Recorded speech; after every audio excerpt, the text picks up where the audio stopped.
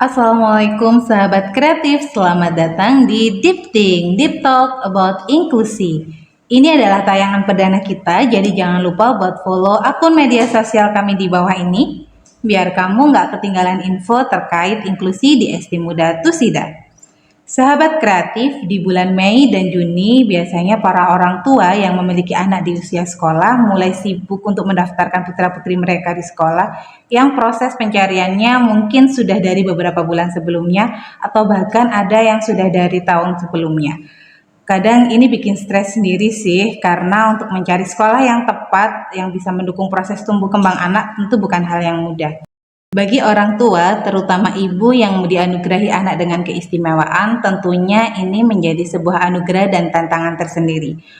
Untuk itu, di tengah-tengah kita telah hadir seorang ibu hebat yang akan berbagi cerita terkait pengalamannya dalam mencari sekolah untuk buah hati tercinta, yakni Ibu Fauzia. Assalamualaikum, Ma. Waalaikumsalam. Apa kabar, Ma? Alhamdulillah sehat. Oh, bahagia selalu nih. Yeah. Dan untuk narasumber kita yang kedua adalah seorang praktisi pendidikan yang luar biasa. Beliau juga memiliki sebuah lembaga terapi yang cukup ternama, yakni Ibu Mary Krishna SPSI MPD, founder dari Lentera Fajar Indonesia. Assalamualaikum Bu Mary. Waalaikumsalam. Ya, jadi alhamdulillah, terima kasih banyak sudah menyempatkan hadir di podcast kita yang perdana ini. Ya, ngomong-ngomong ini mah terkait ini kan juga saya boleh menyebutkan nama Mas Raffi? Boleh. Ini kan Mas Raffi juga mau berpindah dari SD ke menuju SMP ya. Mungkin kita bisa flashback dulu nih, bagaimana sih awalnya penerimaan Mama ketika mendapati bahwasanya salah satu putra Mama ini memiliki keistimewaan. Bagaimana awal respon Mama waktu itu? Responnya sebenarnya apa ya? Bukan tidak menerima ya, tapi lebih ke apa ini gitu loh, karena sama sekali nggak ngerti gitu loh. Waktu itu sekitar 3,5 tahunan, hampir ke 4 tahun, itu kok nggak ngomong, bukan ngobrol ya, nggak ngomong gitu loh. Terus karena minimnya saya pengetahuan tentang ini, katanya tanya-tanya lah ya ke teman, tetangga, oh nggak apa-apa, nanti ngomong sendiri. Akhirnya sampai terlambat, sampai umur segitu. Akhirnya pada waktu hampir 4 tahun, saya periksa ke dokter anak, karena nggak tahu, sebenarnya kan bukan ke dokter anak gitu Mary, katanya ke dokter tumbuh kembang. Saya ke dokter anak, dicek telinga, dicek mulut, nggak ada masalah. Terus masa saya diem aja, nggak ada masalah, tapi kok nggak ngomong. Akhirnya ke dokter tumbuh kembang di Sidoarjo, terus dikasih tahu katanya ada autis sedikit katanya. Saya kan nggak tahu autis itu apa, saya tanya. Hambatan gangguan untuk fokusnya. Jadi saya kira, oh hanya fokus. Hanya fokus, oh iya nggak apa-apa, saya bilang gitu dalam hati. Oke, saya harus apa dok? Saya gitu, harus terapi. Nah, saya terapi nih, mulai terapi umur 4 tahun. Karena saya nggak ngerti ya apa itu autis. Jadi umur 4 tahun setiap terapi, saya tanya itu ke ibu-ibu yang nunggu. Karena kan waktu itu Raffi cuman nggak bisa ngomong ya, karena aktivitas biasa. Saya tanya, selalu saya tanya, sudah berapa bulan anaknya bisa ngomong? Itu jadi harapan saya, ada yang 3 bulan atau oh Raffi cuma 3 bulan nanti ngomong gitu, bukan tidak menerima, jadi saya ngikuti, ada harapan besar gitu loh. Oh sebentar lagi ngomong, sebentar lagi gitu, saya menghitung karena masih umur segitu, oh bisa ini masuk SD, oh ini karena seperti itu. Akhirnya saya mengerti, saya baca-baca, saya tahu keadaan anak saya, akhirnya saya oh ya sudah, nggak usah berharap yang terlalu tinggi karena nanti bisa sakit. Saya ikutin aja yang dikasih Allah seperti apa, saya ikutin, saya terapi, saya pilihkan sekolah yang menurut kami yang terbaik, ya saya ikutin aja Ustazah. Sampai sekarang alhamdulillah sudah lulus ya, insya Allah. Amin. Sudah mau SMP. Kalau proses keluarga sendiri dari kakak, terus kemudian dari ayah, dari saudara-saudara yang lain melihat kondisinya Mas Raffi gimana? Raffi ini kan anak ketiga nggih. Dan punya kakak dua, yang pertama itu sudah kuliah semester 8, yang perempuan yang pertama, yang kedua ini SMA kelas 2 laki-laki. Ini kami di rumah itu memperlakukan Raffi tidak ada masalah, jadi itu tidak istimewa gitu loh. Cuman kakak-kakaknya ini kadang kaget, ada semakin besar ya, ada hal-hal muncul yang adik kok begini.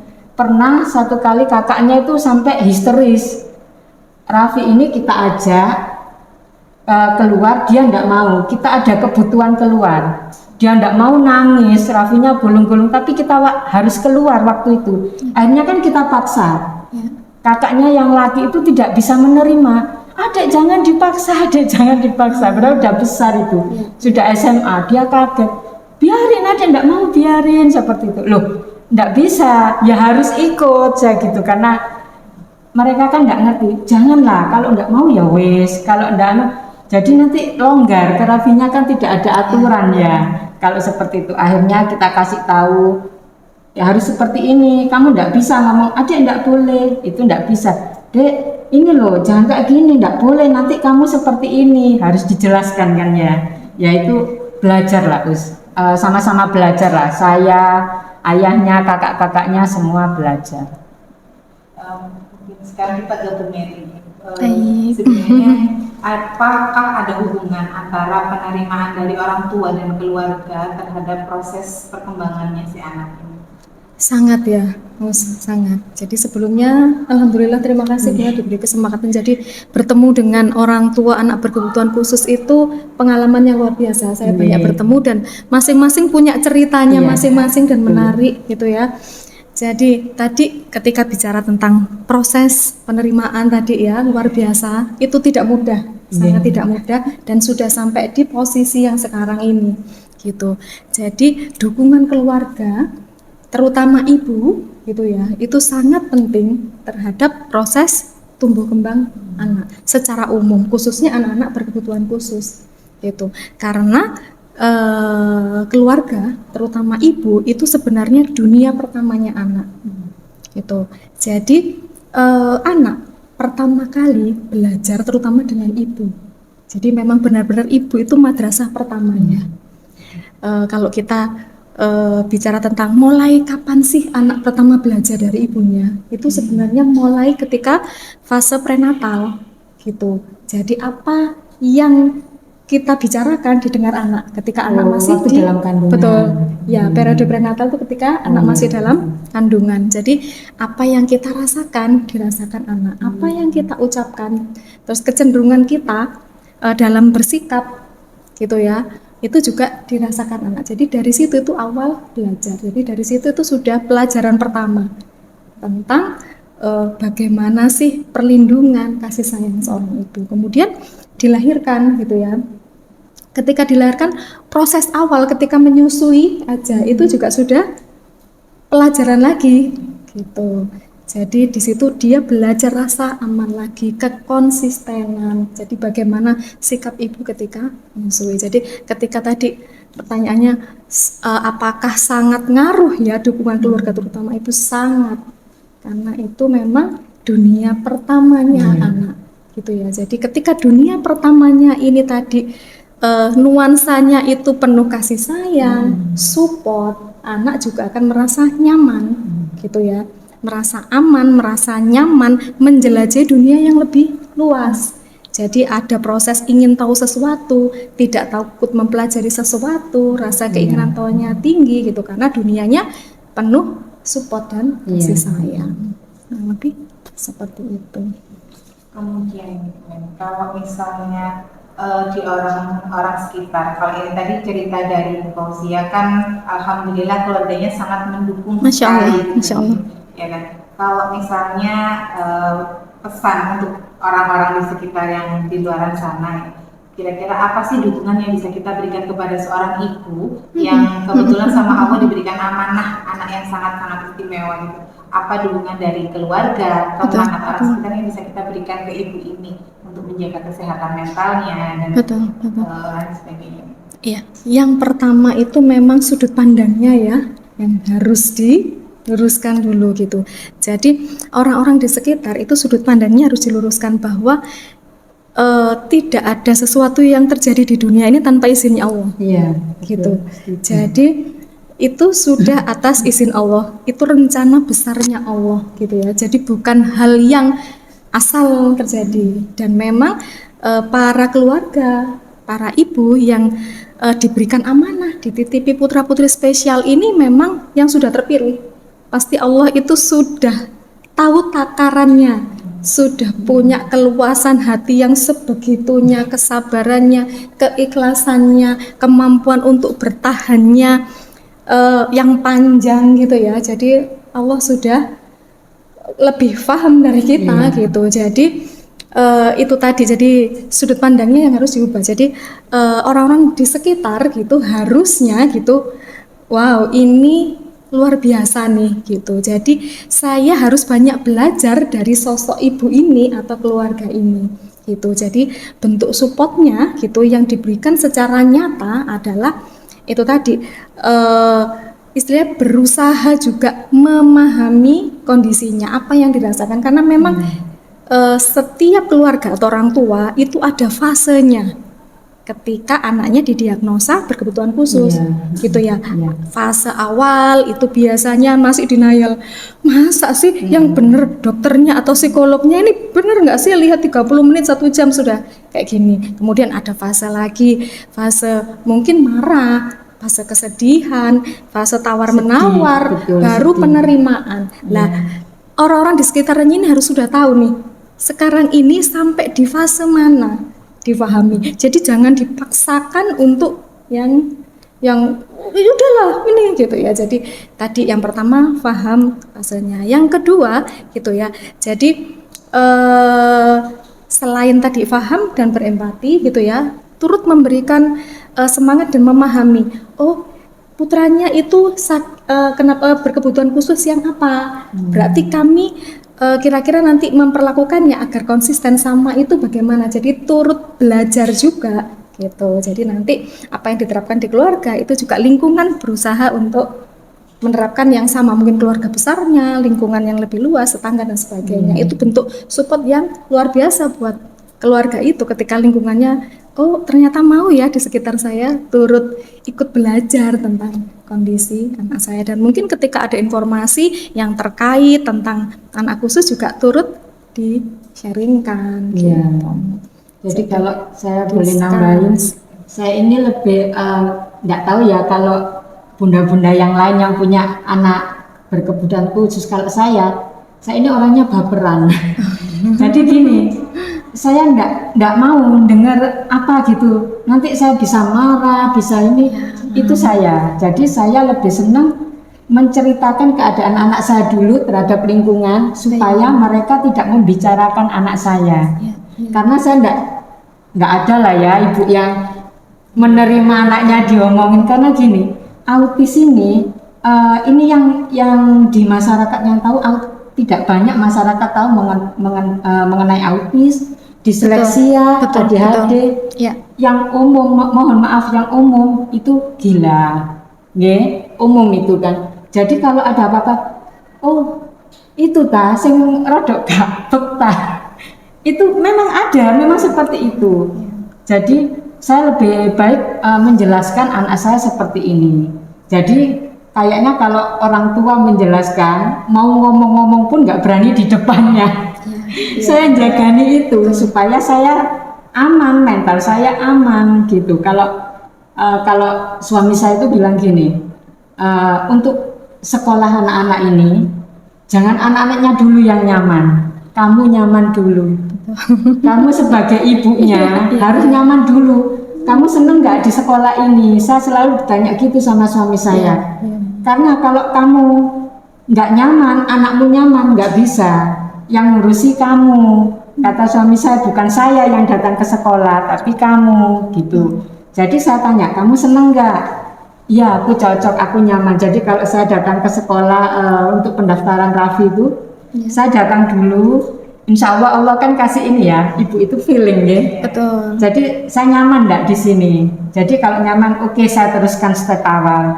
Terus gini. Jadi kalau saya nyaman, saya lihat anaknya. Kalau dua-duanya nyaman, oke. Kalau anaknya nyaman, mamanya enggak nyaman, nggak usah diteruskan, kata suami saya seperti itu. Jadi ibu itu harus nyaman dulu ya Bu Mary. Iya. Karena baperan memang. Ngapunten memang kalau saya seperti itu gitu. Supaya enggak jagani, enggak ada omongan yang aneh-aneh, saya sehat, saya aman, pikiran saya. Jadi kalau ngomong anak yang istimewa ini, saya lebih nyaman. Betul. Gitu. Karena ibu yang sehat, yang nyaman, Nggih. yang tenang, keluarganya aman. Iya, betul. Betul sekali. Berarti ini memilih SD muda juga karena sudah nyaman ini Mbak, pertama. Iya, saya. Boleh dijelasin nggak Mbak, dulu perjalanannya sampai ketemu SD muda itu gimana? Aduh, itu penuh air mata. Jadi gini, saya ini sama sekali tidak kepikiran ke SD muda. Karena apa? Anak saya itu 3, nggih. Kakaknya ini sekolah di Sidoarjo. Jadi Iya. pikirannya kita kan yang sekali angkut nggih. Jadi kalau anaknya ke sini, Raffinya ke sini, kesusahan buat Beda kami jalan. gitu loh. Iya. Jadi saya nyari-nyari itu yang Sidoarjo kota. Masuk SD ini itu SD favorit di Sidoarjo rata-rata. Yang menurut kami dan kebanyakan orang yang terbaik. Tetapi kemungkinan tidak sanggup menerima anak kami yang istimewa. Anak kami kan istimewa ya. Jadi butuh sekolah yang istimewa, butuh guru-guru yang istimewa untuk bisa menangani anak kami. Jadi tidak ada yang bisa. Dan sebenarnya kami tidak masalah gitu loh. Cuman ada satu sekolah favorit yang saya agak kok begini. Jadi gini, waktu masuk saya ditemukan dengan kepala sekolahnya. Oh iya, kami menerima inklusi. Tetapi anak ibu harus dites sama dengan anak reguler. Anak kami kan istimewa. Bagaimana bisa disamakan dengan anak-anak yang lain? Jadi kan perlu perlakuan istimewa, lingkungan yang istimewa pula. Dari situ saya pulang nangis saya. Panjang perjalanan saya nangis. Namanya ibu-ibu ya, suka story sedih. Saya story tentang ini, ada yang komen. Teman saya bilang gini, coba cari SD Muhammadiyah yang logonya kreatif. Saya ingat depan rumah saya, gitu loh, sekolahnya di sini. Oh, ada di Tulangan. Saya nyari ke sini, akhirnya ke sini. Saya nyaman, pertama masuk saya, oh ini. Waktu itu masih di depan ya Ustazah. Iya. Dan yang saya gini, yang saya bikin apa ya, bukan sedih ya. Saya datang sama Ustazah Hikmah, saya nggak ditanya anaknya kenapa gini harus tes gini, enggak. Langsung Raffi diajak main, saya langsung ketemu. Oh iya Ma, ini saya cuma minta ini ya, assessment. Untuk apa Ustaz bilang gitu? Supaya kami mengetahui cara belajarnya Mas Raffi. Bukan supaya kami tahu Mas Raffi diterima atau tidak, bukan. Itu yang saya, Masya Allah. Allah itu memang ya, mungkin sekolah-sekolah awal tidak cocok untuk anak kami. Ya, tapi kan harus melalui proses ya, tidak mudah. Masa saya ini mau dikasih sesuatu yang besar kok langsung jujuk dapat, kan tidak mungkin, itu pasti ada pengorbanan. Alhamdulillah sampai sekarang saya tuh nyaman di sini. Kayaknya saya lebih nyaman Raffi di sini daripada sama suami saya itu. Sama ayahnya saya lebih senang Raffi sekolah daripada saya titipkan ayahnya, saya lebih aman Raffi di sini. Yaitu prosesnya. Kalau dari rumah sendiri, kira-kira apa sih peran dan dukungan sekolah? Karena kan kita juga perlu untuk sesuai mutu sekolah kita nih, selalu berusaha untuk lebih baik. Apa yang peran dan dukungan kita yang perlu kita tingkatkan biar kita ini yang di SD muda bisa lebih memberikan pelayanan yang istimewa untuk anak-anak istimewa kita. Ya, rasanya sudah luar biasa ya kalau SD muda. Penerapan sistem inklusinya luar biasa karena sekolah ini kan rujukan ya. Jadi banyak yang belajar di sini. Ini tempat rujukan untuk studi banding. Jadi secara umum kira-kira apa sih gitu ya. Jadi untuk anak-anak ini, jadi tadi kalau orang tuanya, keluarganya itu dunia pertamanya. Kemudian melangkah yang lebih luas, sekolah. Ini sudah lebih kompleks gitu. Ini dunia yang skupnya lebih besar lagi gitu. Di sini bertemu teman yang bermacam-macam karakternya. Ada peraturannya yang berbeda dengan peraturan yang ada di rumah. Nanti berinteraksi dengan teman, bermain, ada konflik, latihan menyelesaikan konflik, ada beberapa penugasan gitu ya, latihan untuk manajemen waktu gitu, ada kantinnya, latihan pengelolaan uang, kemudian ada outdoor class, ada berbagai macam gitu ya. Jadi ada banyak pengalaman-pengalaman yang didapatkan anak di dunia yang lebih luas ini, yang ini nantinya jadi bekalnya dia ke dunia yang sesungguhnya. Jadi ketika di sekolah itu tadi belajar bagaimana sih berinteraksi yang baik gitu ya. Jadi itu salah satu juga kan ya yang diberikan, yang diwadahi bahwa di sekolah inklusi ini adalah perwujudan dunia aman yang kedua setelah keluarganya. Gitu. Jadi ketika sekolah ini memberikan rasa aman tadi gitu ya, anak juga akan tadi punya semangat untuk eksplor gitu ya. Jadi punya percaya diri ketika menghadapi dunia besok yang sesungguhnya yang lebih luas gitu, bahwa dia melihat dunia ini sesuatu yang aman, yang nyaman gitu. Jadi tadi sebagai wadah yang pertama. Yang kedua tadi memberikan berbagai macam pengalaman-pengalaman tadi. Kalau di sekolah inklusi kan identik dengan semuanya itu istilahnya lebih didetailkan ya gitu. Jadi ada peraturan-peraturan sosial yang tidak hanya bentuknya itu lisan, tapi juga ada visualisasinya gitu. Terus kemudian ada pengulangan, ada bimbingan dan sebagainya. Itu sesuatu yang luar biasa. Jadi memang seperti itu yang membimbingnya anak-anak kita agar memahami macam-macam peraturan sosial yang nantinya akan dibawanya kelak untuk menjelajahi dunia yang lebih besar. Jadi tadi di sini semua tempat banyak hal ya, memberikan rasa aman, mengisi, memberikan semangat gitu ya dan sebagainya. Allah, sahabat kreatif, luar biasa sekali yang kita share kita pada siang hari ini. Banyak pengalaman dan pembelajaran yang bisa kita ambil dari kisahnya Fauzi, dan tadi juga sudah ditambahkan juga oleh Bu Mary.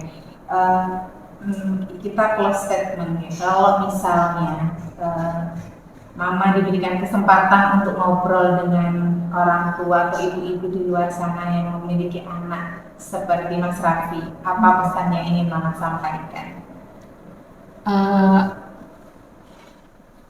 Bukan pesan ya, kayaknya dikasih anak seperti Raffi atau teman-teman yang lain itu bukan musibah loh. Saya merasa itu bentuk kasih sayang Allah. Mungkin ya Ustazah Hikmah ya, untuk menuju surga perlu kerja keras ya, enggak harus begini melalui proses yang panjang. Saya enggak loh, insya Allah. Allah kasih Raffi, saya ini sudah enak-enak diam dikasih tiket sama Allah. Ini loh, kamu tak titipin Raffi, jaga nanti ini Raffi bawa tiket kamu ke surga. Saya rasa Raffi itu rezeki buat kami. Nanti saya nggak perlu kerja keras, insya Allah saya hanya memperlakukan dengan baik, merawat titipannya Allah ini dengan baik. Nanti saya dengan suami saya, dengan kakak-kakaknya dibawa sama Raffi, insya Allah. Nanti di sana Raffi pasti nyari kok, mamaku mana, ayahku mana. Insya Allah.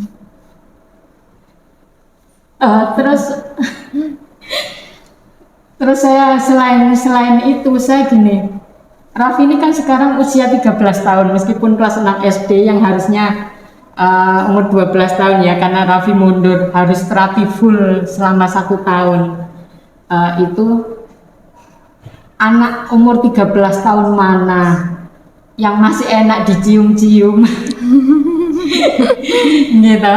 Anak 13 tahun mana yang masih dikudang-kudang. Anaknya siapa? Anak siapa lek? Anak 13 tahun mana yang seperti itu? Dia akan jawab, anak mama. Tambah sama ayahnya, cintanya siapa? Cintanya ayah. Seperti itu. Anak 13 tahun mana yang selucu itu? Jadi saya rasa Allah ini ngasih kekuatan buat rumah tangga kami. Mungkin kalau sudah anak gede-gede, komunikasi antara suami istri itu agak berkurang ya. Anak-anak sudah gede, nggak ada yang diomong di rumah. Jadi mungkin si ayah mau kemana, si mamanya kemana. Tetapi dengan adanya Raffi, kami berdua berempat kerjasama. Itu semakin erat gitu loh.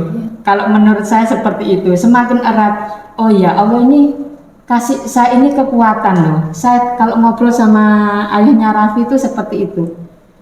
Allah ini kasih nggak cuma rezeki, nggak cuma tiket ke surga. Allah ini kasih kekuatan di rumah tangga kita. Jadi kayaknya kalau ributnya itu bukan perkara apa, ribut perkara Raffi. Jadi kalau pertengkaran rumah tangga itu ya hanya Raffi. Ayo, Raffi belum mandi, cepet. Saya nyiapkan bekal kalau pagi. Ayahnya santai-santai itu sama. Cepet Jambira. Hanya seperti itu, receh. Masalahnya masalah receh gitu loh. Jadi tetap semangat buat bunda-bunda yang di sana. Tidak semua orang mendapatkan anak seperti kita. Allah berikan ibu-ibu, bunda-bunda yang istimewa. Karena tidak semuanya dapat. Bu Mary, Ustazah Hikmah mungkin nggak dapat. Tetapi saya yang dipilih sama Allah. Saya merasa gitu, saya istimewa. Saya istimewa di mata Allah dibandingkan ibu-ibu yang lain, dibandingkan bunda-bunda yang lain. Pokoknya tetap semangat, insya Allah Allah akan berikan surga, berikan kenikmatan, berikan keberkahan semuanya. Kalau dari Bu Mary mungkin ada closing statement untuk para bunda yang di luar sana. Ya, bunda-bunda, para ayah gitu ya, yang ada di luar sana, yang sudah memiliki tiket surga tadi yang sudah disampaikan Mama. Jadi masing-masing dari keluarga itu kan tadi ya, dimanapun sekarang posisi penerimaan ayah dan bunda gitu ya, kan tadi macam-macam posisinya gitu. Kita fokus ke anugerah ini ya. Jadi ayo segera kita cepat ngelewati step-stepnya tadi gitu ya. Jadi anugerah ini tadi yang dari Allah itu segera kita sikapi dengan baik gitu ya, segera kita bergerak. Di luar sana itu ada banyak hal yang positif, ada komunitas-komunitas untuk parent support group gitu ya. Ada komunitas pelatihan untuk kita bisa menerapkan, ada sekolah-sekolah seperti ini yang siap menerima, mendidik, mencintai, mengasihi ya putra-putri ayah bunda semua. Jadi tahapannya mari kita lewati satu persatu gitu ya. Jadi ayah bunda itu tidak sendiri gitu ya. Kita bergandengan tangan bersama-sama. Jadi di komunitas itu jadi kita biasanya saling terhubung. Jadi ada orang tua, ada sekolah, kemudian ada profesional ya kayak psikolog gitu ya, terus kemudian ada dokter tumbuh kembang dan sebagainya. Kita sama-sama bergandengan tangan. Ayo, jadi ketika kita bersama-sama insya Allah bisa. Jadi nanti tiketnya tidak hangus gitu ya, tiketnya nanti bisa digunakan. Mungkin seperti itu. Terima kasih banyak Bu Mary dan Sama-sama untuk share-nya yang luar biasa hari ini. Kalau membahas anak-anak itu kita nggak bisa kalau nggak nangis ya. Setiap ceritanya itu ada rasa haru bahagia pasti. Jadi sahabat kreatif, untuk siapapun ayah dan bunda yang ada di luar sana yang saat ini sedang memiliki anak-anak yang istimewa, kita nggak sendiri seperti yang tadi disampaikan oleh Bu Mary. Dukungan dari orang sekitar juga perlu dibutuhkan untuk para orang tua, terutama ibu, agar selalu menjadi hebat dan kuat untuk anak-anaknya yang luar biasa. Semoga dari sharing kita pada siang hari ini bisa membawa manfaat untuk para ayah bunda di luar sana. Dan kalau misalnya ayah dan bunda membutuhkan kontak dari Lentera Fajar Indonesia, mungkin ada yang mencari, Bu Mary bisa ya boleh nanti bisa menghubungi Lentera Fajar Indonesia. Lokasinya di mana? juga Lentera? Lentera Fajar Indonesia itu ada di Kauripan Nirwana. Monggo, kami ada layanan intervensi dini, ada layanan terapi dan pendampingan juga. Atau kalau misalnya butuh informasi sekedar ingin sharing gitu ya, ataupun assessment, monggo nanti bisa ke Lentera Fajar Indonesia. Bisa. Jadi sahabat kreatif kalau misalnya membutuhkan layanan profesional dari psikolog bisa berkunjung ke Lentera Fajar Indonesia yang berlokasi di Kauripan Nirwana. Kurang lebih itu share kita pada hari ini. Jumpa lagi di pertemuan kita selanjutnya. Terima kasih. Wassalamualaikum warahmatullahi wabarakatuh. Waalaikumsalam warahmatullahi wabarakatuh.